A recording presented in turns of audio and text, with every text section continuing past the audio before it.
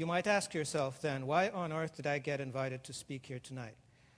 It seems that I'm enjoying my moment in the limelight because I'm one of the very few people who several years ago unequivocally predicted the demise of the United States as a global superpower.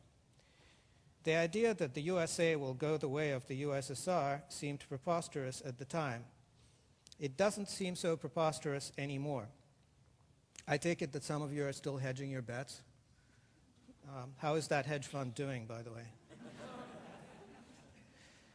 I think I prefer remaining a tourist because I have learned from experience, luckily from other people's experience, that being a superpower collapse predictor is not a good career choice.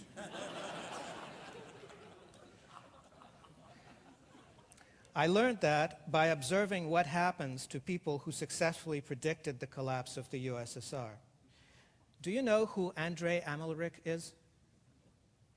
See, my point exactly. He successfully predicted the collapse of the USSR. He was off by just half a decade. That was another valuable lesson for me, which is why I will not give you an exact date when the USA will turn into the FUSA. F is for former.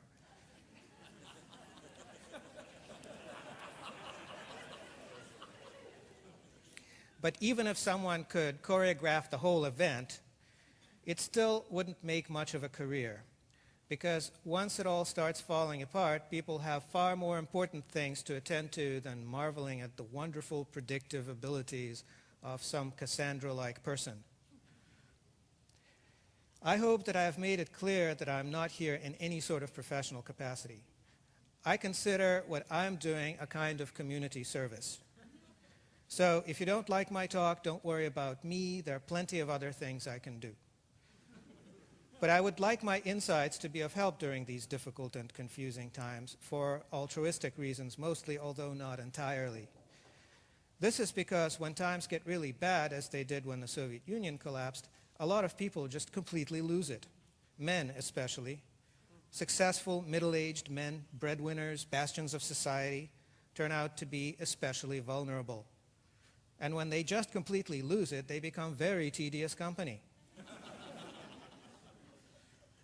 My hope is that some amount of preparation, psychological and otherwise, can make them a lot less fragile and a bit more useful and generally less of a burden. Women seem far more able to cope. Perhaps it is because they have less of their ego invested in the whole dubious enterprise, or perhaps their sense of personal responsibility is tied to those around them and not some nebulous grand thing. In any case, the women always seem far more able to just put on their gardening gloves and go do something useful, while the men tend to sit around groaning about the empire or the republic or whatever it is they lost. And when they do that, they become very tedious company. And so, without a bit of mental preparation, the men are all liable to end up very lonely and very drunk. So that's my little intervention. If there is one thing I would like to claim as my own, it is the comparative theory of superpower collapse. For now, it remains just a theory, although it is currently being quite thoroughly tested. The theory states that the United States and the Soviet Union will have collapsed for roughly the same reasons, namely a severe and chronic shortfall in the production of crude oil, that magic addictive elixir of industrial economies, a severe and worsening trade deficit, a runaway military budget, and ballooning foreign debt. I call this particular list of ingredients the superpower collapse soup. Other factors, such as the inability to provide an acceptable quality of life for its citizens, or a systemically corrupt political system incapable of reform, are certainly not helpful, but they do not automatically lead to collapse because they do not put the country on a collision course with reality. Please don't be concerned, though, because, as I mentioned, this is just a theory, my theory. I've been working on this theory since about 1995, when it occurred to me that the US is retracing the same trajectory as the USSR. As so often is the case, having this realization was largely a matter of being in the right place at the right time. The two most important methods of solving problems are, one, by knowing the solution ahead of time, and two, guessing it correctly. I learned this in engineering school from a certain professor.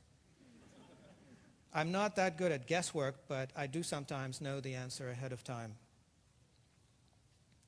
I was very well positioned to have this realization because I grew up straddling the two worlds, the USSR and the US. I grew up in Russia and moved to the US when I was 12, and so I'm fluent in Russian and I understand Russian history and Russian culture the way only a Russian native can. But I also went through high school and university in the US. I had careers in several industries here.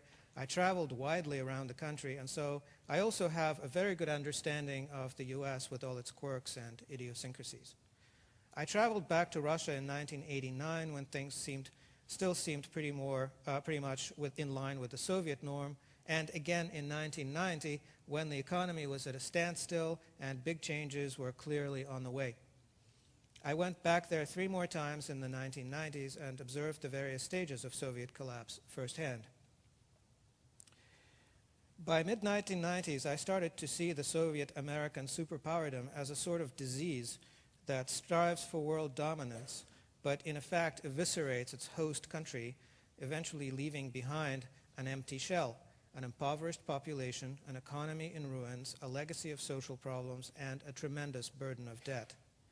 The symmetries between the two global superpowers were then already too numerous to mention, and they have been growing more obvious ever since.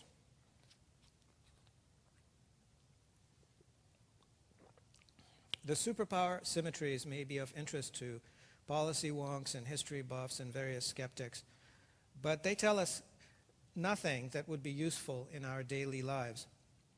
It is the asymmetries, the differences between the two superpowers that I believe to be the most instructive. When the Soviet system went away, many people lost their jobs, everyone lost their savings, wages and pensions were held back for months, their value was wiped out by hyperinflation, there were shortages of food, gasoline, medicine, consumer goods, there was a large increase in crime and violence, and yet Russian society did not collapse.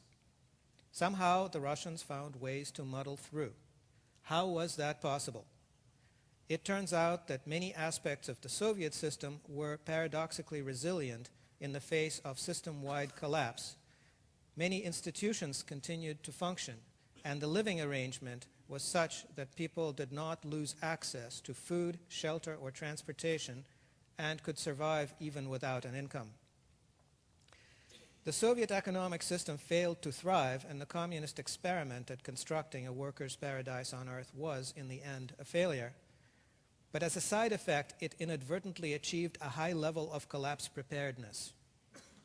In comparison, the American system could produce significantly better results for a time, but at the cost of creating and perpetuating a living arrangement that is very fragile and not at all capable of holding together through the inevitable crash. Even after the Soviet economy evaporated and the government largely shut down, Russians still had plenty for them to work with. And so there is a wealth of useful information and insight that we can extract from the Russian experience, which we can then turn around and put to good use in helping us improvise a new living arrangement here in the United States, one that is more likely to be survivable. The mid-1990s did not seem to me as the right time to voice such ideas. The United States was celebrating its so-called Cold War victory, getting over its Vietnam syndrome by bombing Iraq back to the Stone Age, and the foreign policy wonks coined the term hyperpower and were jabbering on about full-spectrum dominance.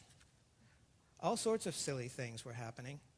Professor Fukuyama told us that history had ended, and so we were building a brave new world where the Chinese made things out of plastic for us, the Indians provided customer support when these Chinese made things broke, and we paid for it all just by flipping houses, pretending that they were worth a lot of money, whereas they're really just useless bits of ticky-tacky. Alan Greenspan chided us about irrational exuberance while consistently low-balling interest rates. It was the Goldilocks economy, not too hot, not too cold. Remember that? And now it turns out that it was actually more of a Tinker Bell economy, because the last 5 or so years of economic growth was more or less a hallucination based on various debt pyramids. The whole house of cards, as President Bush once referred to it during one of his lucid moments.